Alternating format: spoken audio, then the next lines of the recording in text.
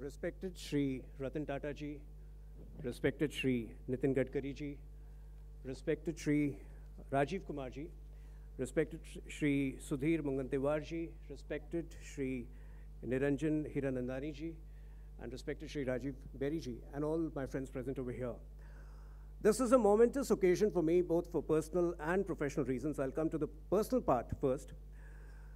I have a Tata connection, which I don't know how many of you are aware of. I have grown up in the city of Jamshedpur. My father has worked for Tata Motors for a good 35 years of his life, because in those days you would never change jobs. And in 1991, when Ratan Tata ji became the chairman of Tata Sons, we would wait for his trips to Jamshedpur, because there used to be a magazine, Telco Flashes, which would cover his trips and all the activities which he would perform and take part in Jamshedpur. So like Dr. Niranjan Hiranandani ji mentioned, why 6th December is a question which many of you had asked and some media persons had also asked. 6th December because Ratan Tata ji was available over here. If he had told us he'll be available on 31st December, we would have done it on that day. Now there are certain things which Ratan Tata ji brings to the table and which is also common with Shri Nitin Gadkari. Integrity, vision, big-heartedness and courage. Ratan Tata ji ne ek baar kaha tha, I don't take right decisions. I take decisions and make sure they are right. And this is something which Shri Nitin Gadkari also believes in. कभी कभी संयोग से कोई association बनता है. नितिन जी के साथ मेरा एसोसिएशन 2010 में कायम हुआ था, जब वो भारतीय जनता पार्टी के अध्यक्ष बने थे. उस वक्त एक कठिन घड़ी से दूसरी बार 2009 में बीजेपी सत्ता में नहीं आ पाई थी और हम एक कठिन घड़ी से गुजर रहे थे. और उस वक्त जो है उन्होंने देश की राजनीति को एक नया स्वरूप देने की कोशिश की थी. करप्शन के खिलाफ जो थी हमारी लड़ाई वो कायम थी. 2G स्कैम हो या कोल स्कैम हो, CWG स्कैम है, वो लड़ाई एक तरफ कायम थी. लेकिन साथ ही जो पॉलिटिक्स ऑफ डेवलपमेंट की बात शुरू हुई थी, जिस लेवल पर शुरू हुई थी वो उससे पहले नहीं होती थी, और उसका श्रेय केवल और केवल नितिन जी को जाता है. उन दिनों में मैं उनके राजनीतिक सलाहकार हुआ करते थे डॉक्टर विनय सहस्त्रबुद्धे जी. मैं उनसे मिला था और मैंने पेशकश की थी कि मैं करप्शन के खिलाफ इस लड़ाई में पार्टी का साथ देना चाहता हूं या नितिन जी का साथ देना चाहता हूं. और उन्होंने 2-4 मीटिंग के बाद ये आइडिया आया था कि करप्शन के खिलाफ जो लड़ाई है वो तो चल रही है, लेकिन आप एक बार जाकर विदर्भ में उनके काम को देखिए. बायोफ्यूल से लेकर सोलर एनर्जी के क्षेत्र में जो उन्होंने काम किया, एक बार उसको देखिए और शायद जो है अगर आप उस पर लिखें तो ज़्यादा बेहतर होगा. और वहाँ से इंडिया एस्पायर्स जो पहली पुस्तक है उसका जन्म हुआ था. इंडिया एस्पायर्स आपको याद होगा, उसका विमोचन हुआ था 2013 अक्टूबर में नरीमन पॉइंट में.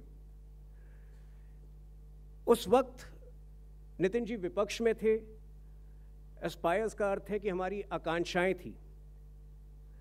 आज 2014 में जब हमारी सरकार आई और प्रधानमंत्री ने एक न्यू इंडिया का विजन दिया, तो सत्ता में 4 साल रहने के बाद जिस लेवल के काम हुए हैं हर क्षेत्र में और ख़ास तौर पे इंफ्रास्ट्रक्चर के क्षेत्र में, तो एक ज़रूरत महसूस की गई थी कि जो इंडिया एस्पायर जो जिस चीज़ की हम आकांक्षा करते थे, आज 4 साल के बाद क्या हम दुनिया के सामने एक नई प्रेरणा का स्रोत हम बन पाए हैं. और वाकई जैसा कि डॉक्टर हिरानंदानी ने भी जिक्र किया था, इतना काम हुआ है. जहां 1 लाख किलोमीटर का स्ट्रेच होता था नेशनल हाईवेज का, अब वो लगभग 2 लाख किलोमीटर का है. जहां 12 किलोमीटर प्रतिदिन की गति से रोड के निर्माण होते थे, आज वहां 28 किलोमीटर प्रतिदिन की गति से निर्माण होते हैं. सागरमाला प्रोजेक्ट के द्वारा पूरा जो पैराडाइम शिफ्ट हुआ है पोर्ट लेड कनेक्टिविटी में, वो अपने आप में एक मिसाल है. इनलैंड वाटरवेज जहां 5 वाटरवेज थे, आज एक सिरे में एक झटके में हमने 108 वाटरवेज एक लेजिस्लेशन के द्वारा नितिन जी ने देश को दिया. तो इतना सारा काम जब हुआ है तो वाकई इंडिया एस्पायर्स से इंडिया इंस्पायर्स तक पहुंचने की जो यात्रा है वो मेरे ख्याल से एक सही दिशा में हम बढ़ रहे थे, और यही कारण है कि ये पुस्तक लिखी गई। लेकिन पुस्तक लिखे जाने के अतिरिक्त जो महत्वपूर्ण बात यहाँ पे सामने आती है कि वो है कि जो व्यक्ति ये सारा परिवर्तन कर रहा है उसके व्यक्तित्व या उसकी शख्सियत में जाना काफ़ी ज़रूरी होता है। कहाँ से मिलती है प्रेरणा नितिन जी को इतना कुछ करने की? इन्होंने हार्वर्ड में पढ़ाई नहीं की है, ऑक्सफोर्ड में पढ़ाई नहीं की है। एक सीए से होता है, कॉमन सेंस अप्रोच के जरिए इन्होंने अपने रास्ते, अपने डिसीजन सब तय किए हैं।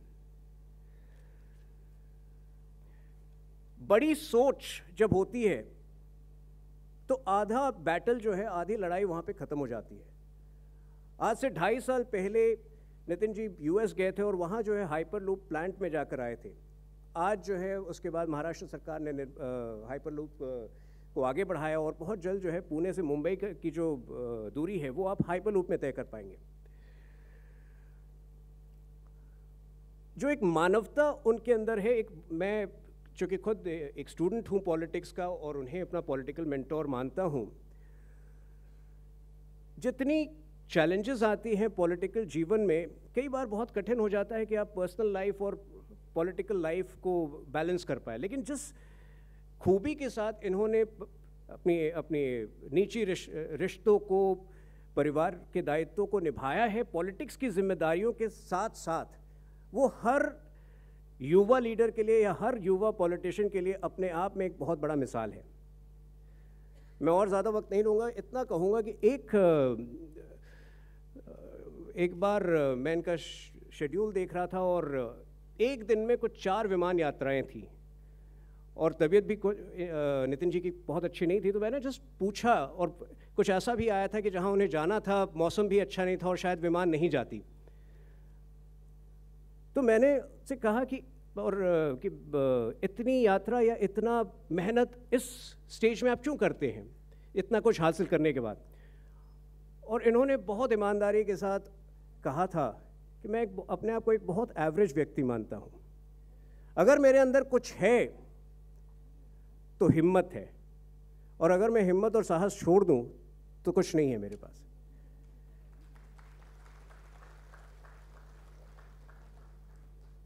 आज जो काम हुआ है पिछले 4 सालों में, विशेष तौर पर इंफ्रास्ट्रक्चर के क्षेत्र में, मैं समझता हूं कि हमारा देश बहुत जल्द पूरे विश्व के लिए प्रेरणा स्रोत बनने वाला है। इस कामना के साथ मैं स्पीच को समाप्त करना चाहूँगा। बहुत बहुत धन्यवाद यहाँ आने के लिए। धन्यवाद।